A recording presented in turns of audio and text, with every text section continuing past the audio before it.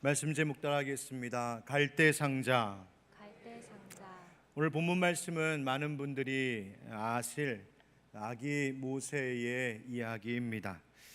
잘 아시겠지만 그래도 그 배경이 되는 정황을 조금 설명해 드리면서 말씀을 시작하면 좋겠습니다. 당시 애굽 땅에는 많은 히브리인들이 함께 살고 있었습니다. 애굽의 총리가 되었던 요셉 덕분에 그의 아버지 야곱과 그의 형제들은 흉년의 어려움을 피하여 애굽 땅에 와 그곳에 잘 정착하게 되었죠. 그리고 그의 후손들이 대대로 애굽 땅에 살게 되었는데 하나님이 복을 주셔서 이 히브리인들이, 즉 야곱의 후손들이 애굽인들보다 점점 더 번성하게 되었습니다. 출애굽기 1장에 보니까 이 히브리인들이 점점 많아지자 애굽 사람들은 그들이 강해지는 것을 두려워하고 경계했습니다. 세월이 많이 흘러 과거의 요셉과 그의 아버지 야곱을 아는 왕과 그 애굽 사람들이 다 죽게 된 그 시대에 이르자 이제 애굽 사람들이 바로 이 히브리 사람들을 경계하다 못해 이제는 노예로 삼아 핍박하기 시작했지요. 온갖 학대와 고역을 시킵니다. 그런데도 이 히브리인들이 인구가 줄기는커녕 오히려 계속해서 번성하자 애굽 왕은 아예 씨를 말려버리겠다 히브리인 말살 정책을 시작합니다. 바로 갓 태어난 남자 아기들을 모두 죽이라고 하는 명령이었죠. 그렇게 무시무시한 그 시대에 한 레위인 부부가, 히브리인 가운데 레위인 부부가 아들을 낳았습니다. 이 아이를 석 달 동안 조용히 집안에서 숨겼는데 더는 그렇게 할 수 없게 되자 아직 태어난 지 이제 막 석 달 된, 아직 100일도 채 되지 않은 그렇게 연약한 아이를, 모세라는 이름을 갖기도 전에 이 아이를 갈대 상자에 담아 나일 강물에 띄우게 된 것입니다. 그 갈대 상자가 흘러가다가 바로 애굽 왕 바로의 딸 그 공주의 손에 들어가게 되고 바로 그 아이가 기적처럼 생명을 구하게 되었다는 바로 그 이야기입니다. 그런데 이 이야기 우리가 너무나 잘 알고 또 오늘도 이 말씀을 함께 봉독했는데 여러분 이 말씀을 묵상하고 읽으실 때 무엇을 느끼십니까? 출애굽기 2장 1절부터 10절이라고 하는 이 단락 사이에는 사실 하나님을 가리키는 어떤 말도, 즉 여호와라든지 하나님이라든지 주님이라고 한다든지 와 같은 말이 단 한 번도 언급되지 않습니다. 그럼에도 불구하고 우리는 이 이야기를 읽고 묵상할 때마다 그 한 번도 언급되지 않은 하나님의 이름, 그러나 이 이야기 속에서, 이 사건들 속에서 놀랍게 하나님의 손길을 보게 됩니다. 우리의 삶도 마찬가지인 것 같아요. 하나님은 영이셔서 육의 눈으로는 보이지 아니하시는 하나님이십니다. 그래서 때로는 너무 힘들고 어려운 일 겪을 때, 지치고 외롭고 절망스러울 때는 하나님 정말 계십니까? 의심을 가져본 적도 우리가 있지는 않습니까? 하지만 오늘 본문을 읽으면서 그렇게 사실 육의 눈으로는 보이지 않으시는 하나님, 그러나 하나님의 손길이 분명 그곳에 함께 있었음을 우리가 부인할 수 없는 것처럼 우리의 삶에도, 우리의 모든 일에도 보이지 않지만 그 하나님의 손길은 언제나 다 있는 줄 믿습니다. 어린 모세를 실은 갈대 상자, 그 위태로운 것이 바로의 딸, 가장 강력하고 안전했을 그 공주의 손에 이르기까지 그렇게 흘러가던 작은 갈대 상자의 여정을 우리가 가만히 생각해 보면 하나님께서도 우리의 인생을 이 갈대 상자처럼 그렇게 인도하시고 보호하시는 하나님이심을 깨닫게 되는 것이죠.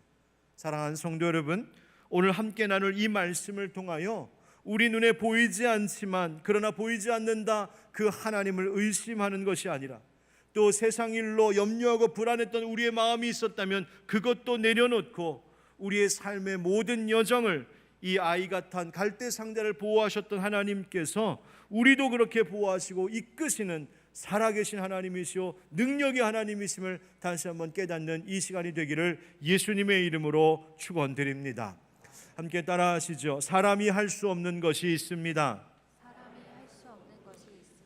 오늘 이 많이 익숙한 본문 말씀을 다시 읽고 또 묵상하다가 오늘따라 이 구절에 유독 부딪혀오는 한 구절이 있었습니다. 그것은 3절의 말씀처럼 더 숨길 수 없게 되매라고 하는 구절입니다. 부모가 이 아이를 더 숨길 수 없게 되었다는 것이죠. 애굽 바로의 칼날로부터 이 아이를 지키기 위하여 부모는 정말 최선을 다했습니다. 지난 석 달 동안 이 아이의 울음소리가 밖으로 새어나오지 못하도록, 이웃 사람들에게라도 들키지 않도록 정말 부모는 온갖 노력을 다했을 겁니다. 그런데 이 아이를 언제까지나 숨길 수는 없었던 것이죠. 더 숨길 수 없게 되는 때가 온 겁니다. 부모는 아이를 정말 사랑했지만, 정말 자기의 목숨처럼 사랑했겠지만, 내가 이 아이를 위해서는 내가 뭐라도 다 할 수 있다라고 하는 그 마음이었겠지만, 어느 시점에 이르자 부모의 능력으로 되지 않는 것이 있고 아무리 노력해도 소용없게 되는 그런 상황이 펼쳐지더라는 것입니다. 여러분, 사람의 능력에는 한계가 있습니다. 그래서 그 한계치에 부딪힐 때가 있습니다. 여러분, 그때 우리가 느끼는 게 뭡니까? 실망하게 되고 좌절을 경험하고요, 그러다 보면 근심하고 또 불안해하는 것이죠. 아니, 내가 잘해야 되는데, 내가 이것도 잘할 수 있고 저것도 잘할 수 있어야 되는데, 왜 이렇게 안 되는 거야? 왜 이렇게 일이 안 돼가는 거야? 왜 나는 못하는 거야? 우리가 스스로 자책하듯 그렇게 단식할 때도 있습니다만, 사실은 우리가 잘 안 되고 잘 못하는 것, 그거 이상한 것 아니라 당연한 것입니다. 왜냐하면 사람은 절대로 완전하지 않기 때문입니다. 우리는 모든 것을 다 할 수 있는 능력을 가진 완전한 자들이 아닙니다. 오히려 내가 다 할 수 있다 생각하고 내가 다 잘할 수 있다고 생각하는 것은 교만함입니다. 이것을 깨닫고 인정하지 못할 때에 결국 우리는 늘 모든 일에 노심초사하면서 근심하고 불안하며 살 수밖에 없는 것이죠. 그래서 가만히 묵상해 보면 우리 안에서 일어나는 모든 근심과 염려, 불안함들은 어쩌면 그 깊은 뿌리에 바로 우리 안에 있는, 나는 뭐든지 잘할 수 있고 뭐든지 잘 해야만 한다라고 하는 우리 안에 있는 교만함이 사실은 우리 근심과 불안함의 깊은 뿌리의 한 줄기는 아닌가 생각해 보게 됩니다. 여러분, 꼭 기억하십시오. 하나님은 교만한 사람을 참 싫어하십니다. 하나님은 교만한 자들을 책망하시고 반드시 낮추십니다. 왜 그런 줄 아십니까? 내가 다 할 수 있다고, 나는 뭐든지 다 잘해낼 수 있다고 교만한 사람에게는 하나님께서 들어가실 자리가 없기 때문입니다. 하나님 없이도 괜찮다 하기 때문입니다. 하나님 의지하지 않기 때문인 것이죠. 하나님 의지하지도 않으면서 동시에 또 그렇다고 나의 모든 일들을 다 완전하게 해낼 수 있는 것도 아니면서 우리는 그렇게 실망하고 낙심하고 불안해하고 근심하며 살고 있습니다. 여러분, 지혜로운 사람은 나의 무능함을 인정할 줄 아는 사람입니다. 왜냐하면 바로 그것이 하나님이 기뻐하시는 겸손이기 때문입니다. 그래서 하나님의 손에 맡길 줄 아는 것, 그 하나님이 일하시도록 내 삶의 중요한 것들을 하나님 앞에 오롯이 내어드릴 수 있는 그 삶의 방법들을 터득하며 살아야 하고, 바로 그때에 참된 평안이 우리에게 깃드는 것이죠. 얼마 전에 오래전 돌아가신 고 하용조 목사님의 한 짧은 영상을 보게 되었습니다. 거기서 목사님 말씀하시더군요. 이런 말씀을 하시는 거예요. 정확하진 않지만 이런 내용이었습니다. 여러분, 실수해도 괜찮습니다. 실수 그냥 하세요. 실수했다고 너무 자책하지 말고 걱정하지 마세요. 우리가 아무리 노력한다 한들 실수 안 하면 살 수 있을 것 같습니까? 아닙니다. 그냥 실수하더라도 그렇게 오늘을 사시면 됩니다. 너무 걱정하지 말고요. 우리의 실수에도 불구하고 하나님이 결국 여러분을 좋은 길로 인도하실 겁니다. 그런 이야기였습니다. 연세가 많이 드신 그 목사님, 얼마나 많은 목회의 경험과 삶의 경험이 있으셨던 분이었겠습니까? 그런 분이 그렇게 실수해도 된다고, 실수해도 하나님이 인도하신다고 말씀하시는 걸 들으니까 젊은 목사가 참 위로를 받고 용기도 얻었습니다. 그러면서 곰곰이 생각했습니다. 저 말씀이 무슨 뜻일까? 뭘 말하려고 하셨던 것일까? 사실 이것은 나 자신에 대한 어떤 불성실함이나 혹은 노력이나 수고도 없이 그냥 대충 살라 그래도 된다라고 하는 이야기는 절대 아닙니다. 오히려 실수해도 괜찮아, 실수해도 하나님이 인도하실 거야 라고 하는 그 이야기는 바로 사람은 나의 무능함, 나의 약함을 인정하는 겸손이 있어야 하고 그 겸손으로부터 시작하여 하나님께 나의 것을 오롯이 맡기는 믿음의 용기로 사는 것이 더 중요한 것이라고 그 노년의 목사님께서 그렇게 말씀해 주셨던 것입니다. 여러분 생각해 보십시오. 모세의 어머니가 자기 새끼를 갈대 상자에 담아 나일 강물 위에 내려놓을 때 여러분 우리는 그것을 보고 뭐라고 말하겠습니까? 아, 이 세상에 저런 매정한 엄마가 어디 있어? 아니 저렇게 무능하고 무력한 인간을 부모라고 할 수 있어? 라고 여러분 손가락질 하시겠습니까? 그럴 수 없잖아요. 그런 것이 아니라 그 내려놓는 순간 그것은 사실 하나님의 그 보이지 않는 손길에 이 갈대 상자 안에 담긴 아이를 온전히 맡기는 믿음의 용기가 아니었겠습니까? 여러분 모든 것을 내 손 안에 쥐고 내가 모든 것을 다루고 흔들려고 하는 교만함과 욕심 버려야 합니다. 그거 내려놓지 못하고 자꾸 교만하여 욕심내니까 다 내 뜻대로 돼야 되고 안 되니까 주장하고 고집부리고 다투게 되고 분열하게 되는 겁니다. 내가 안 되는 것이 있다는 것을 알아야 합니다. 정말 안 되더군요. 자식 일 잘 되시던가요? 세상 안 되더군요. 목사님 요즘에 힘든 일 있으신가 보다 그런 눈빛이신데 아니 여러분 다 알잖아요. 자식 일 마음처럼 되지 않습니다. 건강 내 뜻대로 잘 그렇게 지켜지지도 않습니다. 가정일, 직장일, 재정적인 문제, 심지어 내 신앙 문제도 내 통제력과 내 한계치를 벗어나는 일들이 있습니다. 여러분 그런 일들을 겪을 때마다 바로 이 장면을 기억하십시오. 더는 숨길 수 없어서 갈대 상자에 사랑하는 자식을 누이는 그 어머니 요게벳을 떠올려 보셨으면 좋겠습니다. 그 믿음의 용기, 나의 무능함과 약함을 하나님 앞에 인정하고 오히려 믿음의 용기로 하나님 앞에 그것을 오롯이 맡길 때에 바로 사람이 아무것도 할 수 없는 바로 거기에서 하나님은 하나님의 일을 시작하실 줄 믿습니다. 그래서 따라하시죠. 사람이 할 수 없는 것을 하나님은 하십니다. 사람이 할 수 없는 것을 하나님은 하십니다. 성경에 보면 이 아이의 누이가 등장합니다. 5절에 그의 누이가 어떻게 되는지를 알려고 멀리 섰더니 이렇게 되어 있죠. 이 갈대 상자가 어떻게 될까 어디로 갈까 지켜보며 따라가고 있었던 겁니다. 그런데 이 갈대 상자를 지켜보았던 또 다른 눈이 있습니다. 불꽃 같은 눈으로 보고 있었던 눈이 있습니다. 누구의 눈이었을까요? 하나님의 눈이었습니다. 이 갈대 상자는 그 자체로는 한없이 연약하고 아무것도 아니었지만 그 갈대 상자를 뚫어지게 바라보시며 어디로 갈까? 어느 이의 손에 들릴까? 그렇게 바라보고 계셨어요. 하나님으로 인하여 사실 그 갈대 상자는 안전한 것이었습니다. 여러분 3절 말씀 우리 한번 다시 읽어보실까요? 3절 시작.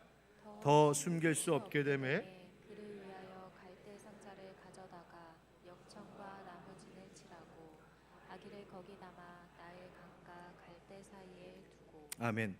여러분 갈대 상자라고 하는 말이 이제 나오죠. 이 갈대 상자라고 하는 말 찾아보니까 히브리어로는 테바트 꼬메라고 되어 있습니다. 여기서 꼬메라고 하는 말이 바로 갈대를 의미하는데 이 말은 까마라고 하는 동사 마시다라고 하는 동사에서 온 단어입니다. 왜 그러냐 하면 여러분 우리가 이렇게 빨대를 꽂아서 이렇게 마시지 않습니까? 근데 빨대로 마실 수 있는 것은 그 대롱의 중심부가 뻥 뚫려 있기 때문이죠.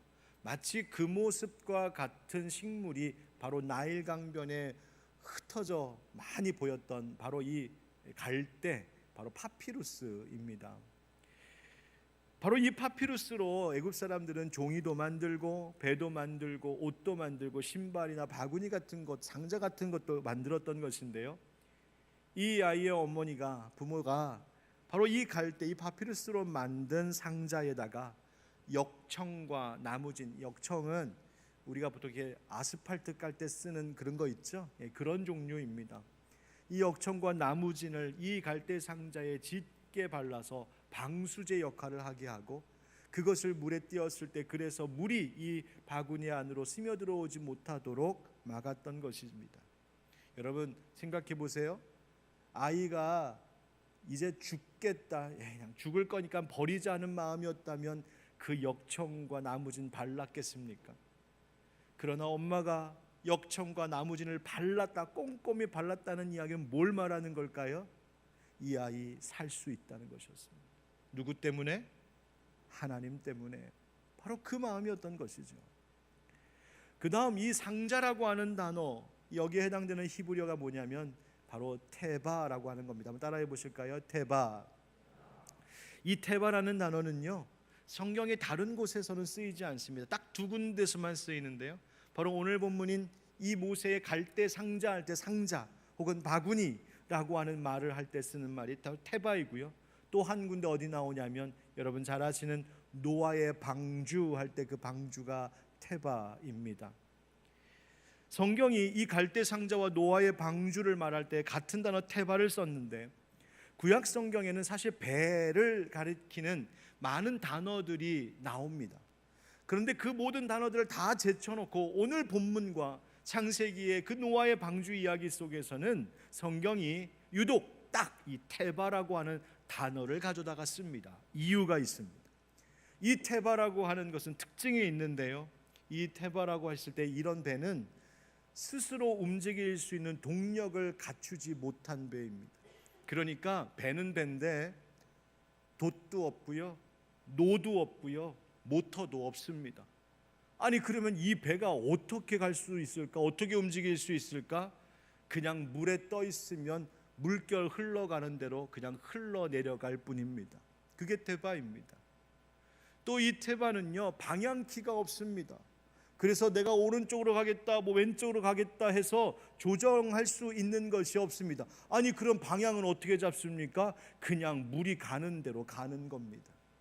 노아의 방주가 그렇게 그저 떠내려갔던 것이고요, 오늘 갈대 상자가 바로 이 나일 강물 위에 그렇게 정처 없이 떠내려가는 것처럼 보이는 것이었습니다. 그렇게 힘도 없고 연약한 것이, 불안한 것이 테바이지요. 그런데 그 갈대 테바에 이 엄마는 아이를 담고 출렁거리는 나일강에 이것을 맡겼습니다. 아니 정말 이래도 될까? 그냥 생각해보면 저러다가 엉뚱한 곳으로 흘러가 버리면 어떻게 하나? 저러다가 물살에 이 상자가 뒤집어지기라도 하면 어떡하나? 이러다가 아무도 없는 곳에 가서 그냥 멈춰서서 그냥 거기에 아무런 어느 누구에게도 눈에 띄지 않고 거기 계속 그냥 머물러 있으면 어떻게 하나? 그러다가 악어라도 달려들면 어떻게 하나? 그런데 여러분, 동력도 없고 방향키도 없는 이 테바를 불꽃 같은 눈으로 보이지 않는 손으로 인도하셨던 분이 계시니 바로 하나님이신 줄 믿습니다. 하나님은 어떤 분이셨냐면 그 나일 강물의 흐름을 다스리셨고, 그 나일 강물과 나일 강물 표면 위로 부는 바람을 다스리셔서 이 갈대 상자가 하나님께서 계획하신 방향으로 안전하게 향할 수 있도록, 마침내 바로의 궁정까지 그것이 이룰 수 있도록 하나님께서 놀랍게 이 아무것도 아닌 테바를 거기까지 이끄셨던 것입니다. 여러분, 나일강에는요 무서운 악어들도 들끓고 있었대요. 악어 중에 가장 거대한 악어의 종류 이름 자체가 나일 악어랍니다. 수컷은 3.3에서 3.5m 정도 되고요, 몸무게는 작은 게 150kg, 큰 거는 700kg도 넘는답니다. 심지어 몸 길이가 막 6, 7m짜리가 되는 엄청난 큰 종류도 있대요. 승질은 어떨까요? 제가 악어랑 대화를 나눠보진 않았지만 아무튼 포악하기 이루 말할 수 없을 것 같습니다. 그래서 너무나 무서운 짐승이어서 당시 애굽 사람들은 이것을 신처럼 우상으로 숭배하기도 했습니다. 그래서 어느 신전에는 반은 인간이고 반은 악어인 악어신을 섬겼던 흔적도 있습니다. 여러분, 이처럼 무섭고 들끓는 그 악어들이 있는 그 나일강, 그런데 그 위를 갈대 상자, 아무것도 아닌 갈대 상자가 지금 흘러가고 있는 것입니다. 떠내려가고 있는 것입니다. 아니, 악어들이 왜 저러고 가만히 있었을까? 상상해 봤어요? 하나님께서 악어의 주둥아리를 확 잡으셨을 것 같습니다. 하나님께서 그 힘센 꼬리를 꽉 잡고 못 가게 하셨을 것 같습니다. 악어가 보지 못하도록 눈도 막으시고 냄새도 못 맡게 코도 막으셨을 것 같습니다. 하나님이 갈대 상자를 지켜주셨습니다. 생각해보면 불안하기 짝이 없는 이 태바, 갈대 상자에 가는 길, 하나님이 철저히 인도하시고 보호하신 것이죠. 여러분, 이 모든 과정이 오로지 하나님께서 주도하시고 하나님이 진행하신 일임을 강조하는 것이 이 성경에 나옵니다. 어떻게 알 수 있냐면, 이 아기 모세를 위하여서 분주히 움직이는 이 성경에 지금 등장하고 있는 인물들을 가만히 보면 온통 다 힘없는 여성들이었습니다. 태어난 모세를 죽이지 않고 바로의 명을 어겨서 살려냈던 산파도 여성이었고, 갈대 상자를 만들어서 나일 강물에 띄웠던 엄마도 여성이었고, 그것을 끝까지 따라갔던 누이도 여성이었고, 그 상자를 발견한 바로의 딸도 여성이었어요. 심지어 이들의 이름은 아예 나오지도 않습니다. 다 감추어 드러나지 않습니다. 누이와 어머니의 이름은 나중에 나오고, 이 장면에서는 일부러 이 이름들을 다 감추어 숨깁니다. 이 아이가 살아나는데 어떤 강한 사람이 사용된 것도 아니고 많은 재물이 사용되었던 것도 아닙니다. 이름도 밝혀지지 않은 여인들과 연약한 힘없는 여인들과 연약한 아무것도 아닌 갈대 상자 그 테바와 그리고 불안한 이 나일 강물을 하나님은 사용하셨습니다. 이 모세를 살리기 위하여. 왜 그렇게 하셨을까요? 이 모든 일은 다 사람이 아닌 하나님이 하신 일임을 보여주시기 위함이었습니다.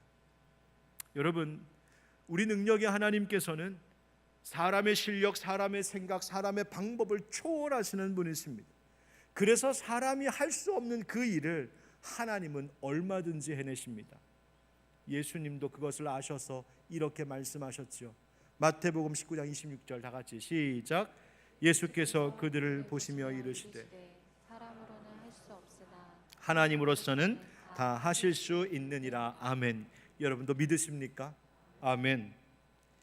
살면서 내가 어떻게 해야 될지 모를 때, 내가 할 수 있는 것이 하나도 없다 느껴질 때, 마치 그저 세월의 풍파에, 세월의 흐름에 그저 떠밀려 내려가고 있는 아무것도 없는 태바와 같은 내 인생이라고 느껴질 때, 여러분, 사실은 그것이 하나님의 손에 온전히 맡기며 살아가는 우리의 모습이어야 함을 터득하며 살아가는 우리가 되기를 주님의 이름으로 축복합니다.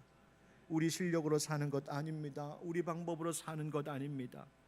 그러나 하나님 앞에 맡길 때 그것이 가장 안전합니다. 여러분, 이 갈대 상자 안에 있는 아이가 가장 안전함을 취할 수 있는 그의 태도는 무엇일까요? 뭐 그럴 수도 없겠지만 이 아이가 어떻게든 살겠다고 발버둥을 치면서 뛰쳐나오면 안전했을까요?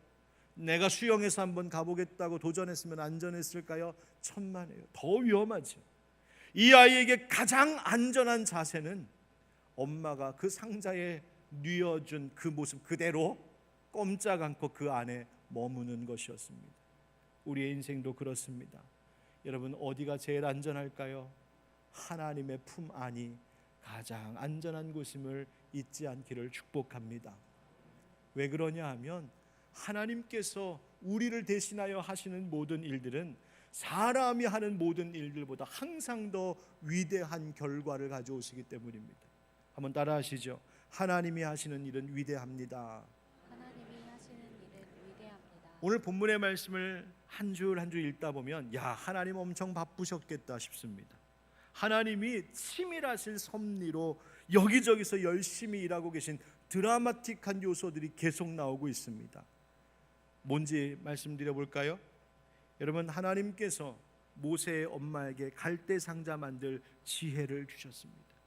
지혜만 주신 것이 아니라 나일 강물에 놓을 용기도 주신 분 바로 하나님이셨습니다.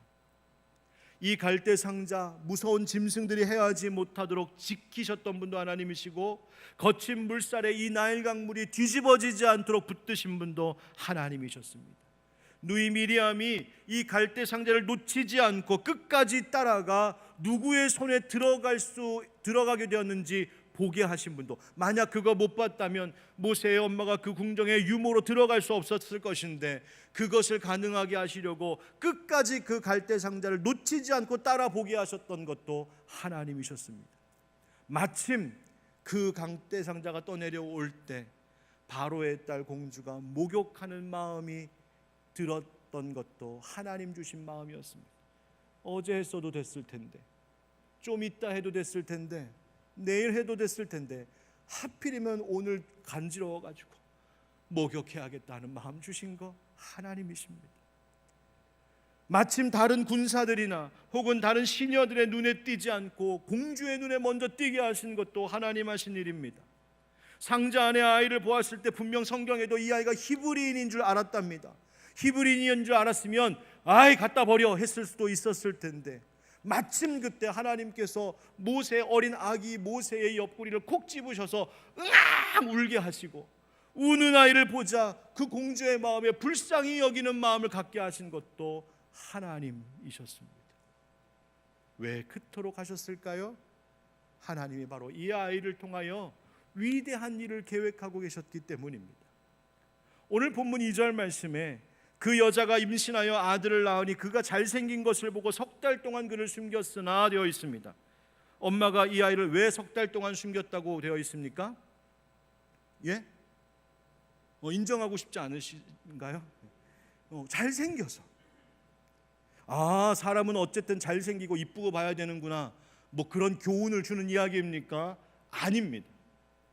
여러분, 이 이야기를 신약 성경에서는 뭐라고 말하고 있냐면, 사도행전 7장 20절에 그때의 모세가 났는데 하나님 보시기에 아름다운지라. 누구 보시기에 아름다웠다고요?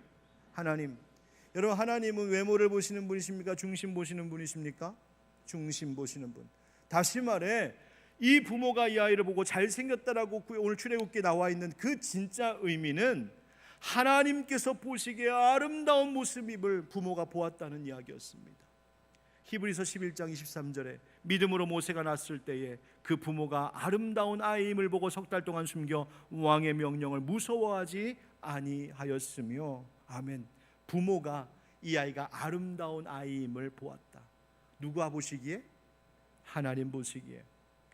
여러분, 여기서 하나님 보시기에 참 아름다웠다라고 하는 이 아름다움이라고 하는 말, 그래서 그것이 바로 출애굽기에서는 잘생겼다 이렇게 되어 있는 것인데요, 여기서 이 잘생겼다라고 하는 그 말 히브리어를 찾아보면 토브라고 하는 단어가 쓰였습니다. 그런데 이 토브는 어디서 쓰였냐면 창세기 1장에서 하나님이 천지를 창조하시고 하나님 보시기에 참 좋았더라 하셨던 바로 그 말입니다. 참 좋았다, 토브라고 하셨던 것의 의미가 뭡니까? 보기에도 아름다울 뿐만 아니라 그것이 존귀하다, 보배롭다, 뛰어나다, 그런 의미를 담고 있습니다. 여러분, 여기는 굉장히 중요한 의미가 있는데요, 바로 하나님께서 이 아기 모세를 보시면서 이 아이를 통하여서 하나님이 어떤 목적을 이루기에 참으로 적합하고 뛰어나고 존귀한 아이로 보셨고, 하나님이 이 아이를 그렇게 보심이 이 부모에게도 느껴지고 알게 되었다는 것이었습니다. 그렇다면 이 아이를 통해서 하나님이 이루고자 했던 그 계획이 무엇입니까? 바로 이 이스라엘 백성들을 애굽의 손에서 건져내시는 것이었습니다. 이것을 예견해 주는 구절이 나오죠. 10절 말씀, 우리 10절 같이 읽겠습니다. 시작. 그 아기가 자라매 바로의 딸에게로 데려가니 그가 그의 아들이 되니라. 그가 그의 이름을 모세라 하여 이르되 이는 내가 그를 물에서 건져내었음이라 하였더라. 아멘. 이 공주가 아이를 물에서 건져낸 것과 같이 하나님께서는 이 모세를 통하여 저 이스라엘 백성들을 애굽 땅에서 건져내실 것이라고 하는 그 사명을 주신 이가 바로 모세 이 아이였고, 그것을 하나님께서 그 위대한 일을 계획하고 계셨다는 것입니다. 여러분, 하나님이 하시는 일은요 늘 영광되고 늘 사람이 하는 일보다 위대한 결과를 가져옵니다. 갈대상자, 그러면 성경의 이 이야기 다음으로 항상 먼저 떠오르는 것이 하나 있는데, 그것이 아주 오래전에 나왔던 갈대상자라고 하는 책입니다. 한동대학교의 초대 총장님이셨던 고 김영길 장로님의 부인 되신 김영애 권사님이 쓰신 책입니다. 1994년 카이스트의 교수로 재직 중에 있었던 이 김영길 장로님께서 어느 날 한 연락을 받는데 바로 저 지방의 한쪽에 기독교 정신으로 대학을 세우려고 합니다. 그런데 믿음도 좋고 과학 분야에 좋은 덕망 있는 교수님을 모시고 싶은데 교수님, 새로 시작하는 이 기독교 대학교 한동대학교에 초대 총장으로 와주시지 않겠습니까? 라고 한 제안이었습니다. 고민이 많이 되셨답니다. 이 일이 얼마나 힘든 일일지 뻔히 알기 때문에 이 확실하게 보장되어 있는 카이스트 교수직을 내려놓고 내려간다는 건 쉬운 결정은 아니었을 겁니다. 그런데 기도하고 말씀 듣는 중에 하나님의 말씀 속에서 소명 주시는 깨달음을 받고 그가 결단하여 그 교수직을 내려놓고 한동대 총장으로 그 학교를 세우는 일에 뛰어듭니다. 여러분, 세간에도 많은 이야기들이 오고 갔었지만 시작부터 엄청난 재정난으로 힘든 고비들이 많았고 그때마다 하나님은 놀랍게 역사하셔서 한동대학교, 참 좋은 기독교 대학을 만드셨습니다.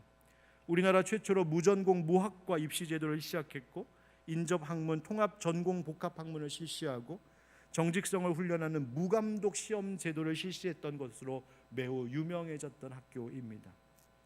이 한동대학이 재정 문제로 큰 어려움을 겪을 때에 어떤 운동이 시작되었냐면 모든 한국의 성도들과 교회들이 우리가 돕자, 마치 갈대 상자가 한 줄기 한 줄기 한 가닥 한 가닥의 갈대들이 엮여서 상자를 만들어 아이를 보호한 것처럼 성도들의 헌신과 교회의 헌신이 하나의 갈대들이 되어서 우리가 함께 엮이면 미래를 책임질 귀한 기독 청년들, 이 대학생들이 공부할 수 있는 학교가 잘 세워질 건데 우리 그 일하자 해서 시작되었던 1,000원 계좌 1,000원짜리 그 운동이 바로 갈대상자 운동이었습니다. 그래서 그 모든 역사를 기록한 책이 이 갈대상자인데 그 책에 이런 말이 나오죠. 개교 전부터 앞이 보이지 않는 출발이었습니다. 한 치 앞도 예측할 수 없는 길이었습니다. 하지만 그 길은 가장 안전한 길이었습니다. 나는 길목길목마다 동행해 주시는 하나님의 손길을 수없이 지켜보았습니다. 그러면서 그분의 손에 이끌려 길을 떠난 사람은 그 길이 아무리 캄캄하다 할지라도 가장 안전하다고 감히 외칠 수 있는 간 큰 사람이 되어갔습니다. 단 한순간도 우리에게서 시선을 떼지 않으시는 하나님을 경험하면서 나는 탄성을 질렀습니다. 우와, 하나님 굉장하시네. 정말 살아 계시네. 이 김영애 원사님, 그리고 그분의 남편 되시는 김영길 장로님, 그런데 이 김영길 장로님이 3년 반의 투병 끝에 2016년 소천 받으셨는데 그분이 돌아가시던 그 떠나시던 날 아침 그분도 그날이 마지막인 줄 아셨던 것 같답니다. 그래서 아내 되신 이 권사님을 불러다가 마지막 말을 남기셨는데 그 마지막 말에 대한 인터뷰 내용을 보니까 이런 말을 남기셨대요. 여보, 참 나는 내 일생에 만족합니다. 그리고 나는 참 행복했습니다. 그리고 그래서 늘 감사가 넘치도록 했습니다. 그 이유는 바로 예수님 때문입니다. 여보, 당신은 지금처럼 복음 전하다가 그러고 우리 나중에 다시 만납시다. 죽음은 축복이에요. 죽어야 다시 부활하니까 영생할 수 있으니까. 그리고 학생들에게는 사람 의지하지 말고 하나님만 의지하며 살라고 전해달라 하셨다는 겁니다. 제가 이 이야기를 들으면서 아니 어떻게 한 인간이 죽음 앞에서 이렇게 평안하게 담대하게 말할 수 있을까? 어떻게 인간이 나의 죽음 앞에서 그 생의 끝을 앞두고 자기의 일생에 만족했다, 행복했다, 감사했다고 그렇게 감히 말할 수 있을까? 그 힘이 도대체 어디서 온 것일까? 그것은 분명 이 장로님께서 평생 살아오시면서 학교를 세우면서 바로 이 갈대 상자의 은혜를 몸소 경험하셨었기 때문에 자신의 인생 가운데 하나님의 눈이 늘 머물러 있었고 하나님의 손길이 붙들어 주었었고 하나님이 지키시고 인도하신 것을 그가 경험했기에 그는 그 생의 마지막에 나는 참 만족했다고, 감사했다고, 하나님 때문에 나는 행복했다고 그렇게 고백하며 눈을 감으실 수 있던 것입니다. 사랑하는 성도 여러분, 나일 강물에 띄어진 갈대 상자, 그 안에 있는 아이만 쳐다보면 불안하기 짝이 없지요. 그러나 엄마가 그 아이 갈대 상자를 놓을 때에 하나님의 손이 그 상자를 붙들어 주셨습니다. 우리의 삶도 그렇습니다. 출렁이는 나일 강물 위에 흔들리는 갈대 상자처럼 위태롭게 보일 때가 많습니다. 그러나 우리의 무능함을 겸손히 인정하면서 하나님 손에 맡기면 그 무엇보다 안전한 것이 갈대 상자입니다. 연평안이라고 하는 분이 쓴 요게벳의 노래라고 하는 참 우리가 많이 사랑하는 찬양이 있는데 그 가사를 그저 조용히 읽어드리는 것으로 오늘 말씀을 마무리하겠습니다.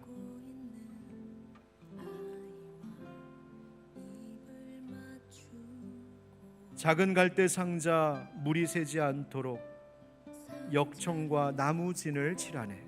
어떤 마음이었을까 그녀의 두 눈엔 눈물이 흐르고 흘러. 동그란 눈으로 엄마를 보고 있는 아이와 입을 맞추고 상자를 덮고 강가에 띄우며 간절히 기도했겠지. 정처 없이 강물에 흔들흔들 흘러내려가는 그 상자를 보며 눈을 감아도 보이는 아이와 눈을 맞추며 주저앉아 눈물을 흘렸겠지. 너의 삶의 참 주인, 너의 참 부모이신 하나님 그 손에 너의 삶을 맡긴다. 너의 삶의 참 주인, 너를 이끄시는 주 하나님 그 손에 너의 삶을 드린다. 그가 널 구원하시리.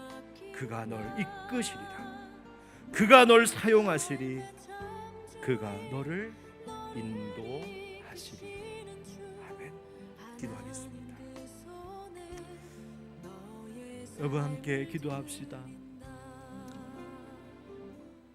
하나님, 우리가 때로는 참 위태롭게만 보이는 갈대 상자 같기도 합니다. 그러나 하나님, 이 갈대 상자 하나님이 계획하고 계신 그 모든 일이 이루어질 때까지 절대로 뒤집히지도 않을 것이고 악어의 밥이 되지도 않을 것입니다. 하나님, 그저 갈대 상자 안에 조용히 있는 어린아이와 같이 우리도 하나님의 품 안에 늘 안겨있는 자들이 되게 하여 주시옵소서. 하나님께 맡길 줄 아는 삶의 방법들을 터득하며 살아가게 하여 주시옵소서. 오늘 말씀 기억하며 우리 함께 기도하겠습니다. 주여 하나님 아버지, 오늘 하나님께서 주신 말씀을